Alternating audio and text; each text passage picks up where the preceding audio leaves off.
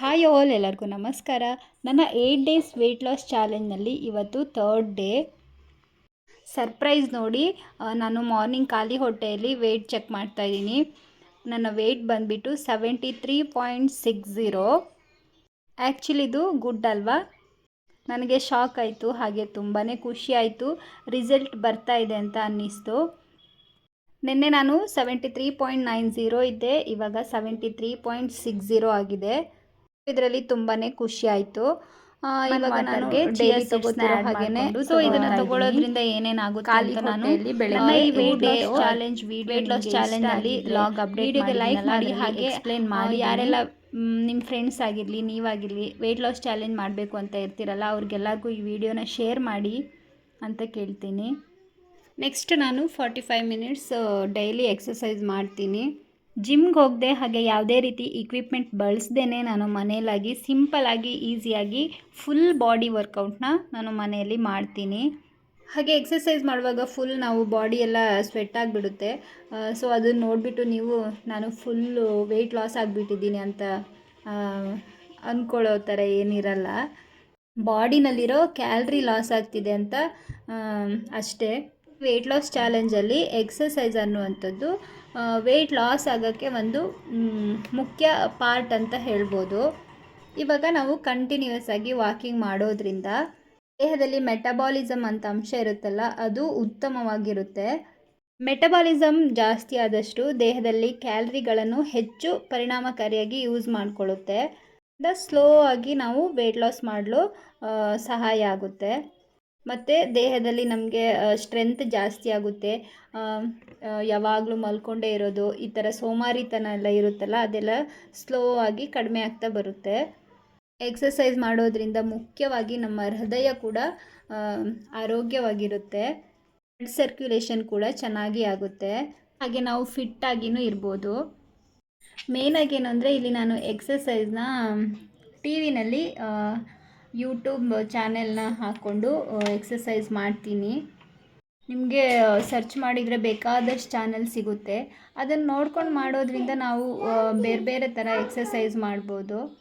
ಆ ಚಾನಲ್ನಲ್ಲಿನೂ ಕೂಡ ಕ್ಲಾಸ್ ಥರ ಮಾಡ್ತಾರೆ, ಅದರಲ್ಲೂ ತುಂಬ ಜನ ಮಾಡ್ತಾ ಇರ್ತಾರೆ. ಮ್ಯೂಸಿಕ್ ಇರುತ್ತೆ, ಅದ್ರ ತಕ್ಕಂತೆ ನಾವು ಮಾಡ್ಬೋದು.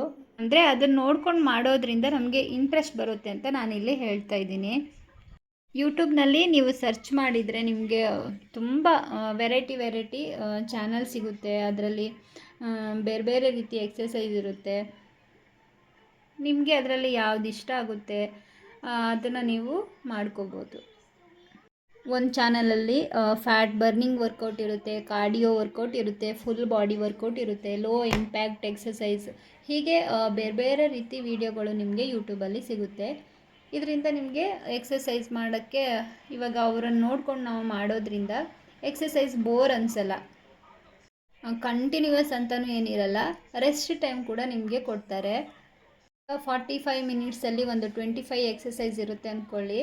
ಒಂದು ಎಕ್ಸಸೈಸ್ನ ನಾವು 20x3 ಸೆಟ್ಸ್ ಮಾಡ್ಬೋದು, ಇಲ್ಲ 20x2 ಸೆಟ್ಸ್ ಮಾಡ್ಬೋದು, ಇಲ್ಲ 20x4 ಸೆಟ್ಸ್ ಕೂಡ ಮಾಡ್ತಾರೆ. ಸ್ಟಾರ್ಟಿಂಗ್ಗೆ ನೀವೇನು ಜಾಸ್ತಿ ಮಾಡಬೇಕು ಅಂತಿಲ್ಲ, ನಿಮ್ಗೆ ಎಷ್ಟಾಗುತ್ತೆ ಅಷ್ಟು ಮಾಡಿ. 45 ಮಿನಿಟ್ಸೇ ನೀವು ಒನ್ ಡೇಗೆ ಕಂಪ್ಲೀಟ್ ಮಾಡಬೇಕು ಅಂತಿಲ್ಲ. ಫಸ್ಟ್ ಡೇ 10 ಮಿನಿಟ್ಸ್ ಮಾಡಿ, ಆಮೇಲೆ ನೆಕ್ಸ್ಟ್ ಡೇ 15 ಮಾಡಿ, ನೆಕ್ಸ್ಟ್ ಡೇ 25, ಹಾಗೆ 30, 35, 40, 45 ಆ ರೀತಿ ಮಾಡ್ಕೊಂಡು ಹೋದರೆ ನಿಮಗೆ ಈಸಿ ಅನಿಸುತ್ತೆ. ನೋಡಿ, ನಾನಿಲ್ಲಿ ಡೈಲಿ ನಾನು 45 ಮಿನಿಟ್ಸ್ ಎಕ್ಸಸೈಸ್ ಮಾಡ್ತೀನಿ. ಜಾಸ್ತಿ ಸ್ವೆಟ್ ಬರುತ್ತೆ ನನಗೆ. ಸ್ವೆಟ್ ಬಂದಾಗ ನನಗೇನೋ ಫೀಲ್, ಅಯ್ಯೋ ನಾನು ಇಷ್ಟು ವೆಯ್ಟ್ ಲಾಸ್ ಇಷ್ಟು ಚೆನ್ನಾಗಿ ಮಾಡಿದ್ದೀನಲ್ಲ ಇವತ್ತು ಎಕ್ಸಸೈಸ್ ಅಂತ ಹೇಳಿಬಿಟ್ಟು. ಸ್ವೆಟ್ಟಿಂಗ್ ಆದ ತಕ್ಷಣ ನನಗೆ ಇನ್ನೂ ನಾನು ಇಂಪ್ರೆಸಿವ್ ಆಗಿಬಿಡ್ತೀನಿ. ಇನ್ನು ನಾನು ನಾಳೆನೂ ಮಾಡಬೇಕು ಎಕ್ಸಸೈಸು, ಇನ್ನೂ ನನಗೆ ಸ್ವೆಟ್ ಆಗುತ್ತೆ, ಆ ಥರ ಎಲ್ಲನೋ ಫೀಲ್ ಆಗುತ್ತೆ.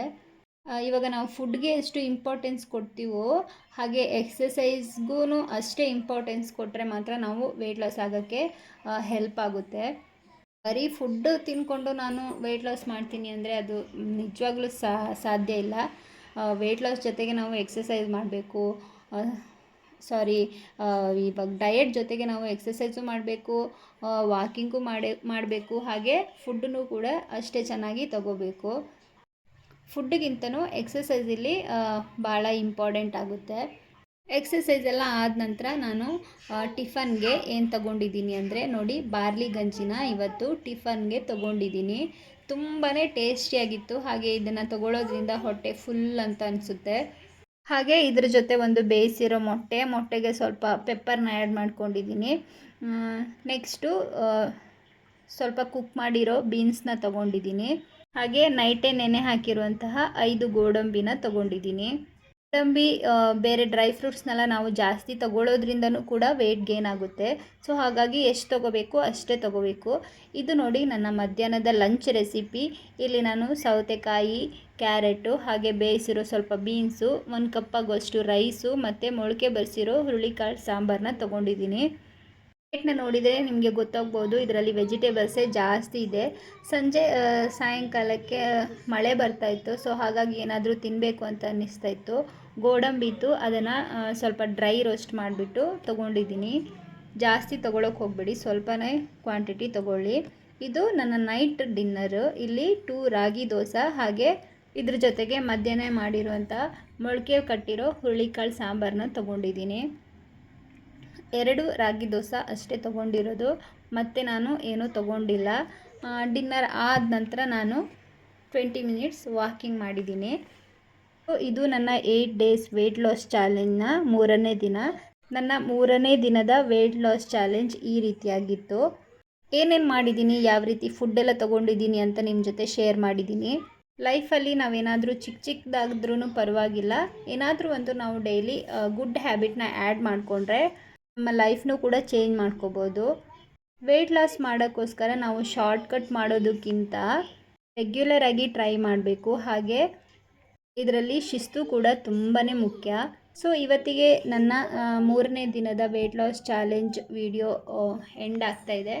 ನಾಳೆ ಮತ್ತೆ 4ನೇ ದಿನದ ಅಪ್ಡೇಟ್ ಜೊತೆಗೆ ನಾನು ನಿಮ್ಮನ್ನು ಭೇಟಿ ಆಗ್ತೀನಿ.